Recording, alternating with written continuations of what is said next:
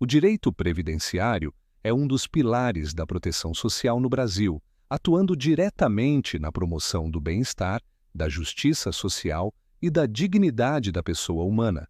Ele integra a chamada Seguridade Social, conforme estabelecido na Constituição Federal de 1988, no artigo 194, que institui um sistema articulado de ações nos campos da saúde, assistência e previdência. Nesse contexto, é fundamental compreender quem são os contribuintes da Seguridade Social, ou seja, aqueles que ajudam a financiar o sistema, garantindo que ele continue a funcionar de forma equilibrada e sustentável para todos os brasileiros. De acordo com o artigo 195 da Constituição Federal, os contribuintes da Seguridade Social se dividem em diferentes categorias. Entre eles estão os empregadores, as empresas e as entidades a elas equiparadas. Esses agentes são responsáveis pelo pagamento de contribuições incidentes sobre a folha de salários, o faturamento e o lucro das atividades empresariais. Também fazem parte desse grupo os trabalhadores segurados, que incluem os empregados formais, os empregados domésticos, os trabalhadores avulsos, os contribuintes individuais, como os autônomos e microempreendedores, e os segurados especiais, como os trabalhadores rurais em regime de economia familiar. Outro grupo interessante é o dos apostadores de concursos de prognósticos, ou seja, aqueles que participam de jogos lotéricos. A Constituição também os inclui como contribuintes no inciso 3º do artigo 195. Por fim, os importadores de bens ou serviços do exterior também são alcançados pela obrigação de contribuir, conforme o artigo 195, inciso 4º da Constituição.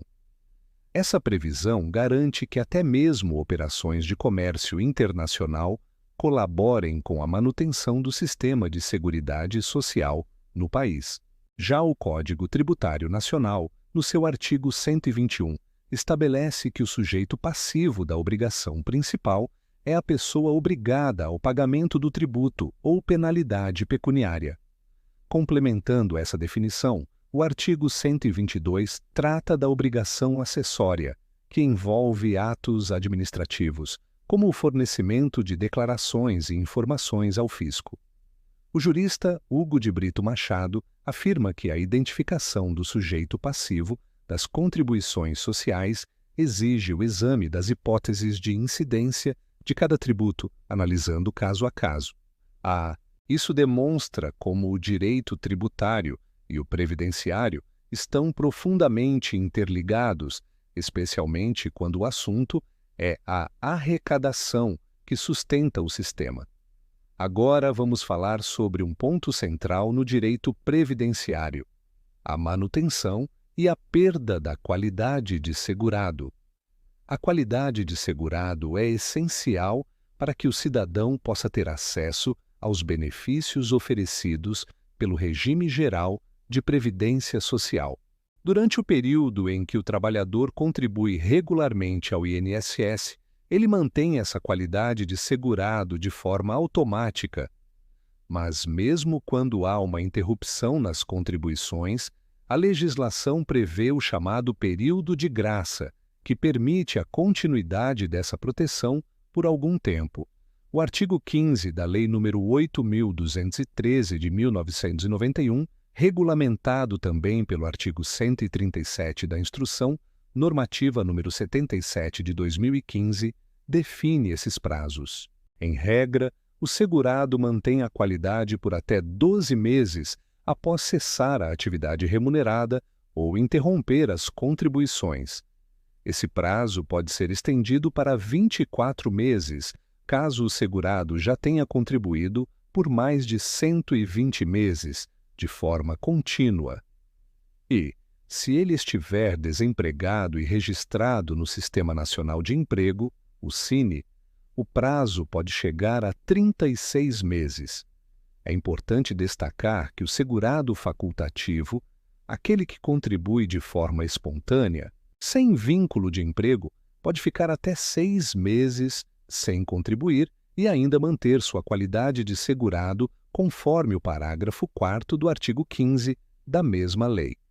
Por outro lado, a perda da qualidade de segurado acontece quando esses prazos são ultrapassados sem novas contribuições.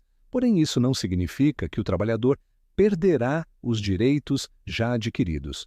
O Decreto número 3048 de 1999, em seu artigo 180, nos parágrafos 1º e 2º, assegura que direitos adquiridos antes da perda da qualidade devem ser preservados.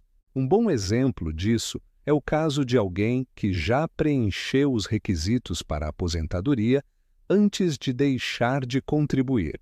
Mesmo que ele perca a qualidade de segurado depois, ele ainda terá direito ao benefício, graças ao princípio do direito adquirido.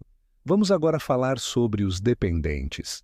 Essas são as pessoas que, mesmo não contribuindo diretamente, podem receber benefícios da Previdência Social por estarem vinculadas a um segurado do regime geral.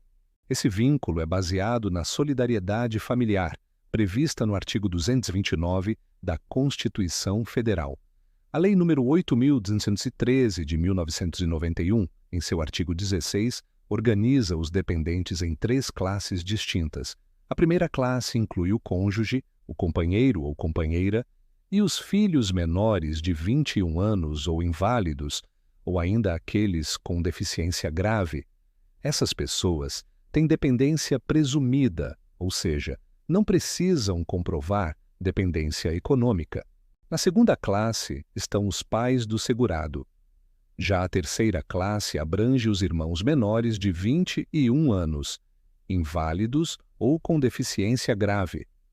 Um ponto fundamental é que a existência de dependentes em uma classe exclui o direito dos dependentes das classes subsequentes. Esses dependentes podem ter direito a benefícios como pensão por morte, auxílio-reclusão e até reabilitação profissional, dependendo do caso. Para que segurados e dependentes possam exercer seus direitos, é necessário que estejam inscritos junto ao INSS. Esse procedimento é obrigatório e segue normas específicas, conforme a categoria de cada um. No caso das empresas, por exemplo, a Lei nº 8.212 de 1991, artigo 15, inciso 1º, determina que todas as empresas devem se matricular junto ao INSS no prazo de até 30 dias após o início de suas atividades. O mesmo é reafirmado pelo artigo 256 do Decreto nº 3.048 de 1999. Já o empregador doméstico, que é a pessoa física que contrata empregados para serviços domésticos, também precisa se inscrever no regime previdenciário. A Lei Complementar nº 150 de 2015 trouxe importantes avanços nesse ponto, ao instituir o Simples Doméstico, que unifica as obrigações trabalhistas e previdenciárias desse empregador. Essas exigências visam garantir que tanto o trabalhador quanto seus dependentes tenham acesso pleno aos benefícios da Previdência Social, protegendo a família em momentos de necessidade, como doença, invalidez, morte ou velhice. Para quem atua na advocacia previdenciária, é fundamental dominar esses conceitos e acompanhar a constante evolução legislativa e jurisprudencial. E para isso, é essencial também contar com peças processuais bem estruturadas que facilitem a defesa dos direitos dos segurados. Pensando nisso, disponibilizamos modelos que podem ser consultados e utilizados por advogados e estudantes de direito. Entre eles, o modelo de comparação entre a ordem sucessória do Código Civil e os critérios de dependência do regime geral de previdência social. Essa peça é fundamental em casos que envolvem disputas entre herdeiros e dependentes sobre o direito a benefícios previdenciários. Outro material importante é a análise jurídica comparativa entre a sucessão civil e os critérios de dependência previdenciária. Essa peça detalha as semelhanças e divergências entre os regimes, oferecendo base sólida para a argumentação nos tribunais. E também disponibilizamos um modelo completo de ação judicial para concessão de pensão por morte, direcionada contra o Instituto Nacional do Seguro Social. Nela, você encontrará todos os fundamentos jurídicos e práticos necessários para garantir o direito do dependente ao benefício. Todos esses modelos, assim como o artigo completo que você acabou de acompanhar nesta narração, estão disponíveis no link que deixamos na descrição do vídeo. Se você gostou deste conteúdo, curta e compartilhe com quem também precisa entender mais sobre direito previdenciário.